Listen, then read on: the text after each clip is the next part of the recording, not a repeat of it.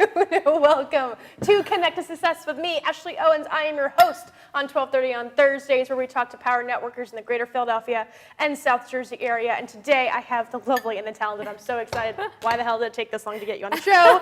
Brianna Wristbridge from Haven Media Marketing. Hello. Hello, thank you for being here. Thank you for having me. So I'm just so excited that you're here. But one of the reasons is because when I first met you, this was right when I had started working with Ashley Assist, which is my company. And so you were the first woman-owned and operated business that I had met at the time, and realized how women weren't the enemy anymore. And that was a huge change for me in that position. And so you and Amy Haven Reynolds, yes. Reynolds is just the two of my favorite people in the world. You guys have come to all the events and have been a huge support system. So I'm so glad I finally got you on the show. Thank you. I'm so happy to be here. With the new set, because it matches everything. That's right. All black everything, yes, you know. Everything. So thank you for being here. But what I really want to know, and I want people to learn out there, is who you are, what you do, and why are you awesome? So please tell everybody that here. is a loaded question. Exciting. So as you mentioned, Brianna Wristbridge, I am the Director of Social Media Marketing at Haven Media, going on 7 years. Holy cow. Which is crazy. So I started at Haven right out of college. My role initially was to be Amy, the owner's personal assistant, and very quickly realized that there was actually a position available for me in a department that did not exist at the time, which was the social media department. So going on 7 years ago, people weren't really putting an emphasis on social media as they are today. We were speaking earlier about how it's really an element of every successful marketing campaign. So I developed the social media marketing department at the agency, and talk about trial by fire. I was Googling how to do things. How to post on Facebook. Very confidently acted like I had an idea of what I was doing. And quickly learned that it really is the type of field or specialty that you can learn. It can be on-the-job training. And there's so much content available to us that allows us to learn what best practice is, you know, what we need to be doing on each specific platform, because best practice changes. I mean, what is appropriate to do on Facebook is not appropriate to do on Twitter or Instagram or Snapchat, so on and so forth.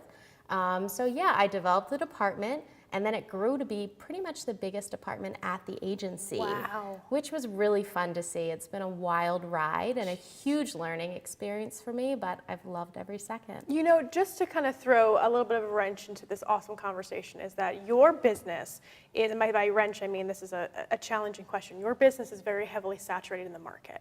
So what I love about you guys is you're different because of the fact that not only are you women owned and operated, but you guys stand out because of the technical as well as the practical things that you do that have facts behind what you're providing, what the service you're providing. You're not just managing somebody's social media platform, you're actually building up their audience through engagements to the kind of content, to the message that you guys put out there. So what would you say would be your niche as far as in social media, since you're the director of social media, what do you think most people do on social media to grow their business that they probably shouldn't do moving forward? Yeah, that's a really good question. So at the agency, we always say data drives the decisions, because so often we've seen that we have our particular ideas of what will or will not perform well, and so often they don't line up with the facts. So engagement, you've heard me say for, you know, probably 100 different times over the years, engagement is everything, and engagement is super important. But we have found that people think that if they just create great content and throw it out there on these social channels and don't have an advertising budget against it or don't have an engagement plan to really bring it to life, they see failure and they think social media, I can't even tell you how many times someone has said to me, social media won't work for me, won't work for my industry, it's so different. Everyone thinks they're different. At the end of the day, the tenets of marketing remain the same. It's reach and frequency. You need to reach your targeted audience with a crafted message for them and do it frequently so you stay top of mind. Social media is the perfect platform for that, but it cannot just be this idea of throwing content at the channel and expecting it to, you know, give you a return on your investment. It is so important that there's a strategy behind it. Beyond that strategy, that you have a media budget in place. Facebook, for example, in January of this year announced Facebook Zero. Essentially what they were saying is no longer are business pages going to get visibility on their content for free.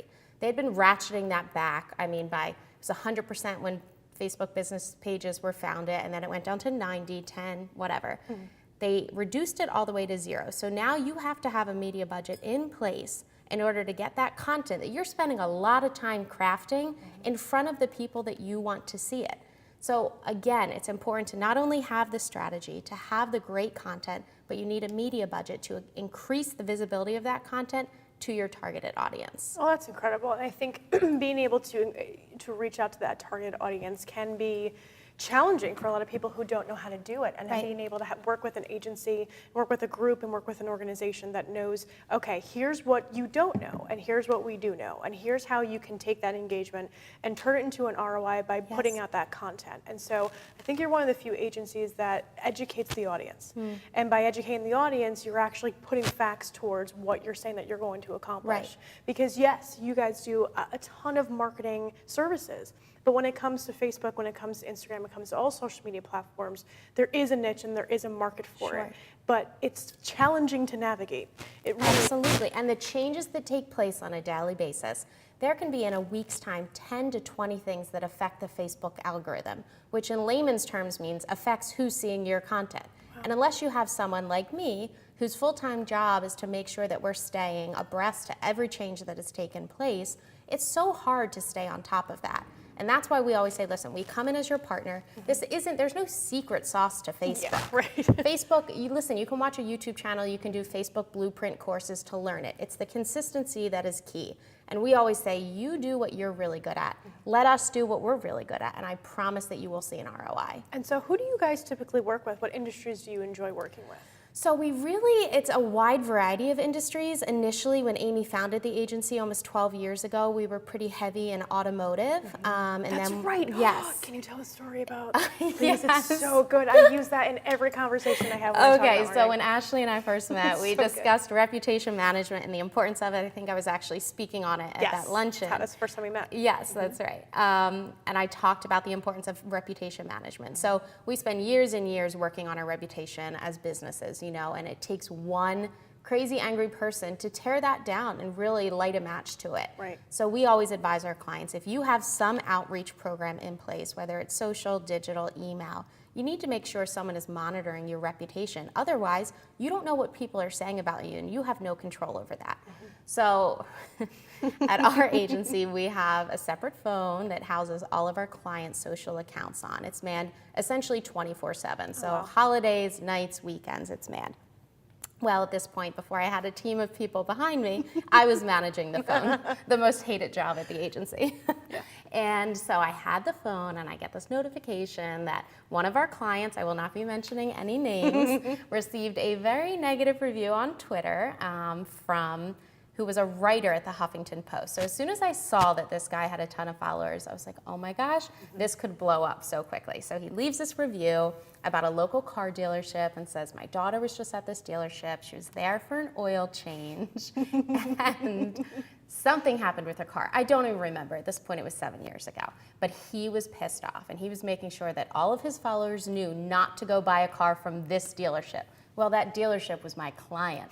So obviously the red flags are raised. I'm like, okay, I need to take this to the top. So I immediately go to the owner of the dealership. I give him a call and I said, hello, John Doe. We have this individual who is freaking out right now. I think they're still in the waiting room of your dealership, waiting for their daughter's car to be finished worked on. So I said, he's flipping out, he's telling people not to buy here. I need you to go out, I need you to de-escalate the situation and do what you do as a business owner. Calm this person down and make sure they will be a return customer. So I'm not even kidding, within 45 minutes, I know he's handling it, I get a new tweet alert. I look at the phone and this guy says, wow, that's customer service. The owner of the dealership came out, found me, made everything right. This is an example of not only the power of social media, but the importance of customer service. Everyone come to this dealership and buy a car. And I thought, wow, that is a success story. Huge. Huge. I mean, that is case in point of why we say monitor your online reputation, and there are best practices. I, at this point, have gotten very good at knowing how to de-escalate a situation. So let's go into that. So what do you think would be, and maybe you can use an example to de-escalating, because again, social media, this is a great conversation to have, because a lot of people come in and they're worried of the trolls, they're worried of the Yeah. haters, and I'm showing my age right now that it hurts to say things like that. But but the people that are having negative reviews, how Sure. do you de-escalate that from that position of power without having an emotional response? Sure. Yeah, so there are a few tips and tricks, and number one is to address the person by name. So Jane Doe comments, "This dealership has pissed me off, I'm not gonna shop here," right away. Respond to the person publicly because you want everyone else to acknowledge publicly that you see their complaint. So you go to the person and say, "Hi Jane, I understand that we have done something to upset you, and I promise that it is not within our nature to provide poor customer service. Our goal is to provide exemplary customer service across the board. We'd like to discuss this with you. Would you mind providing us your contact information privately so we can take this offline?" I am telling you 9 out of 10 times when you speak to an individual, not only by name, but acknowledge what they're upset about. The very worst thing you can do is to immediately be defensive and say, "We didn't do that." Yeah. What does it do? It escalates the situation. Acknowledge what the person is saying, acknowledge that it's valid, take ownership of it, and then tell them we will do what we need to do as a business to make things right. So often, I would honestly say probably 9 out of 10 times, that person comes back, will either review their comment or amend it by saying, they made it right. Wow. They did what they had to do. Wow. It's powerful. And then you have a story for everyone else to see. I say all the time, the goal is not perfection. We're human. The goal is to show we make mistakes, but we always make it right. Amazing. So on that note, when we return, we're going to talk to Brianna about her tactical tips and practical takeaways in networking. But holy crap, how much did you learn in the last 15 minutes? So stay tuned. We'll be right back.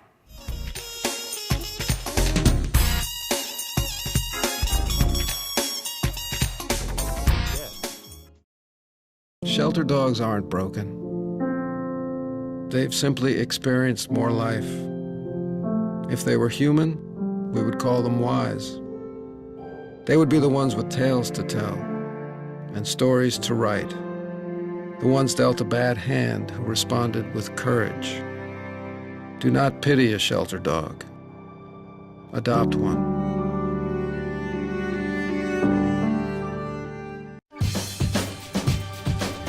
Say we've got grit, and we'll take it as a compliment. Because it's our uncommon drive, our spark within, that brings us together and sets us apart. We are temple made. And when others take shortcuts, when others take breaks, when others take the easy way, we take charge.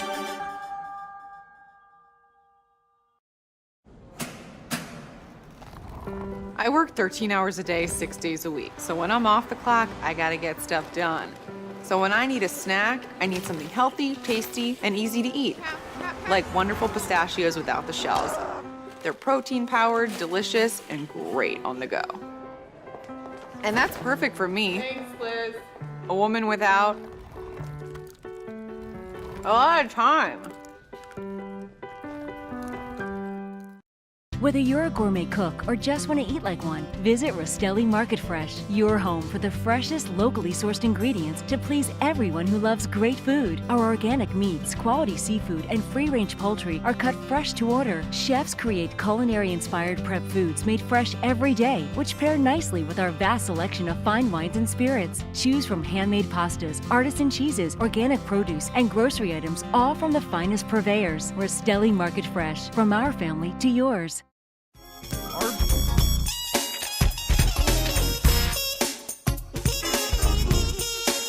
Thanks, Pierre.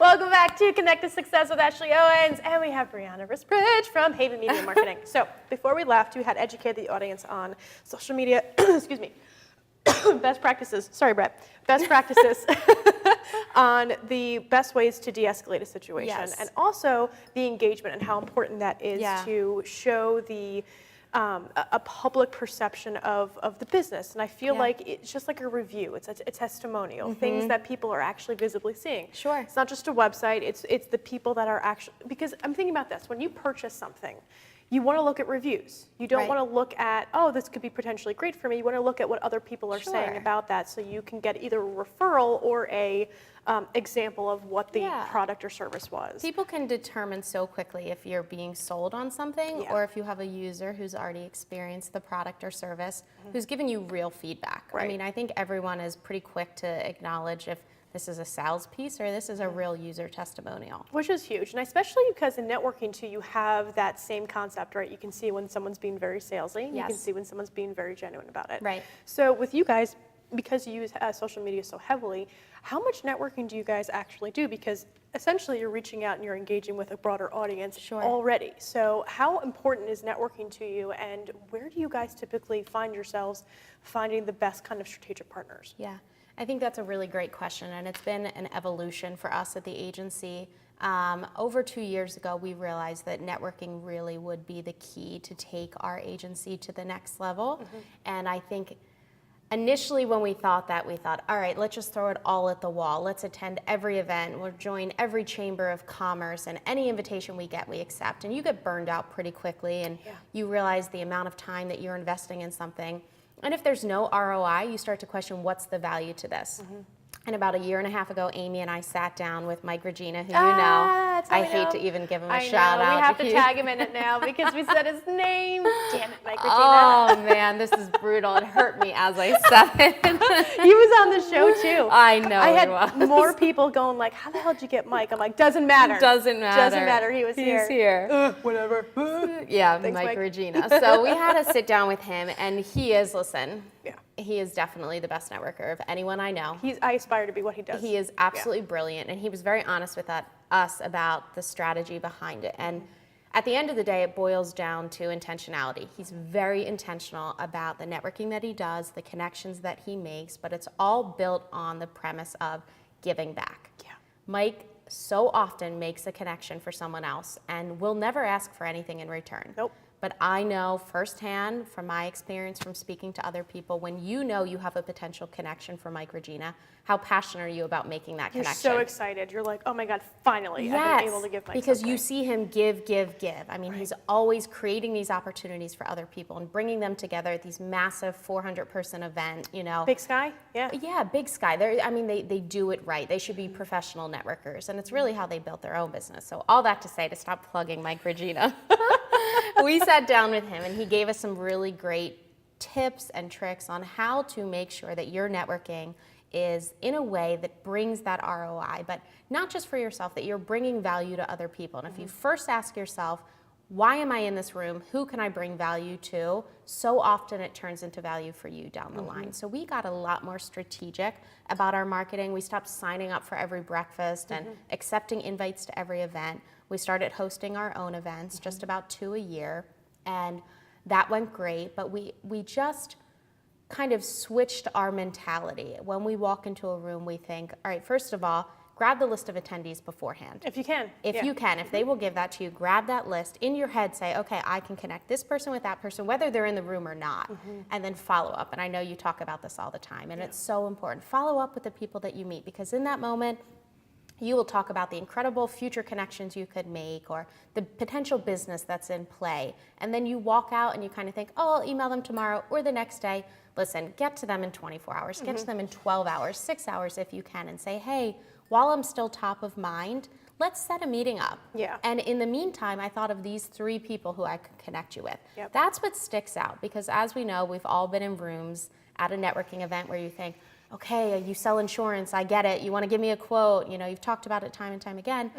And when you feel that person essentially saying, what can I bring to the table for you? It's a mind switch. I mean, right away I think, all right, I'm engaged with this person, they want to bring value to me, what can I do for them? Right. And it just changes the game. And I think that's really how our networking has evolved. We see that it's incredibly important, but beyond networking, taking those relationships and personalizing them. Right. I mean, you and I, we met at a networking event, and I don't consider you a colleague, I consider you my friend. 100% And there's accurate. value to that. Absolutely. You trust friends. You know, you want to build friends up, and I think that's what it's about. Yeah, and I think that, you know, you hit on such a good statement there, is that you're able to not only kind of weed through the BS, but, you know, the giving back. I mean, it sounds so simple, and it sounds so high level, and it drives me crazy when people go so high level. But it's just that specifically is so not top of mind of so many Yeah. people that when you see it happen with the Microgenas of the world and the Briannas of the world and the Ashes of the world, like you can see the value it brings. Absolutely. And it doesn't happen right away, but if Right. you're doing all of the activity anyway, Yep. take the pressure off. Yes. I think it's tip 5 in next week, but take the pressure off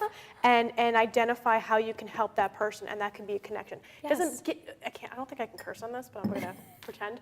But nobody gives a crap about what you do. They Yeah. do not No. care. Nobody Nope. gives a shit. Nobody Everyone has a cares. job, everyone has kids, everyone has Yes. dogs. We're over it. Yeah. We're over it. I want to know where you went on vacation. I want to know Yes. why you decided to wake up. Why do you wake up at 7 o'clock in the morning? You Yeah. work out? Tell me more about that. Right. What's that motivation And there? that's what you remember. Yes. You're not going to remember that Joe Schmo works at Allstate Insurance. Shout out Allstate. Yeah. You're going to remember that he has a workout routine where he gets up at 5 o'clock in the morning and he makes sure he's at the dinner table at 5 p.m. every night.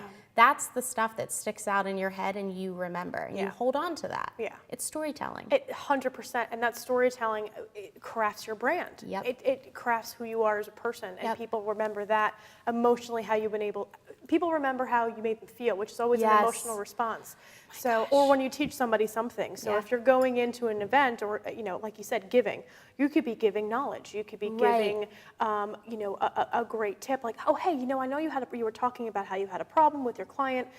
Have you tried this before? Yes. And it's, I love that. It's just so helpful, Yep. and you get a buddy for the night. Yep. And that buddy ends up being your champion to the next person when they want to Yes. introduce you. So it's this really weird spider web worth of connection that you're doing by just practicing the 3 top things, which would be just giving, educating, and being a champion of somebody else. Yes. And I think we get caught up in this idea of, oh, if we give away all our secrets, we're never going to make money. Listen, Gary Vaynerchuk says it all the time. No. Nothing's secret. Like, no, I'm not afraid that he's going to lose his $100 million business because people are going to take his tips. He's like, no one worries that much about it. Like, give it away. It will come back to you. Yes, it will. Share your knowledge. Don't hoard it. Yeah. Don't hoard it. That's my biggest pet peeve, and that's something I respect about you so much. I've seen from the beginning that a part of your strategy is to give knowledge away. And I think that's powerful, and I think people remember that. Well, thank you very much. So we are about to wrap up, but I need your top three tips when you network. What are the top 3 things that you do, and top 3 things that people shouldn't do, and they can just be random things? So I would say, look people in the eyes. Oh, thank God. It's so important. And listen. Okay. So often I think people hear and they don't listen. They're not listening to what you're saying. Right. And make a connection in that moment. So Yes. often I will meet someone and in my head I'll be like, listen, I know we just met, but I have this idea. I know this person who's looking for a personal chef or a trainer, whatever that is. Make a connection in that moment and then follow up. I think it's really important. Beautiful. And then the last 3, what people typically do that you should probably not do. Just, the business card handing out. Before you even have a conversation. Oh my gosh, I'm like, I'm not gonna remember you. All of you people. I'm not going to remember you. And I'm going to put this in my purse. But if I have a conversation with you, you bring value, you make a connection, and you give me your card, I guarantee you I'm going to send you an email the next day. Don't send business cards or Don't hand send them out? business cards. Okay. Don't sell me at an event. That drives me crazy. Like, I met an insurance broker at a breakfast, and he knew I just moved to Philly, and he was like, oh, listen, I can probably get you a reduction, and give me all this information. He was like doing an intake form, and I was like, slow your roll, bud. Like, no, we're not doing this here. Nope. And the last one. Third one, just don't be salesy. Yeah. In general, like if you sit there and you talk about yourself the entire time and you don't ask me questions, it's a red flag for me. 100%. I pride myself in my ability to say, listen, you introduced yourself, I introduced myself. Let me ask you a few questions about yourself. If I stand there and use that as a platform to give you my elevator pitch, bad luck. Yeah. Don't like it. So look at this camera right here and tell people how they can find you. You can find me on Facebook, Brianna Wristbridge, or on LinkedIn, Brianna.Wristbridge, on Twitter, Brianna Wrist, and Instagram as well, Brianna Wrist. All right, everybody, thank you so much for being here. Thank you. It's fast, right? Yeah, it's fast. Wow. All right, everybody, thank you for joining us on your lunch break at 12:30 on Thursdays on Connected Success on RVN TV, where we interview the power networkers of the greater Philadelphia and South Jersey area. Stay tuned next week for our next guest, and thank you for joining. Bye.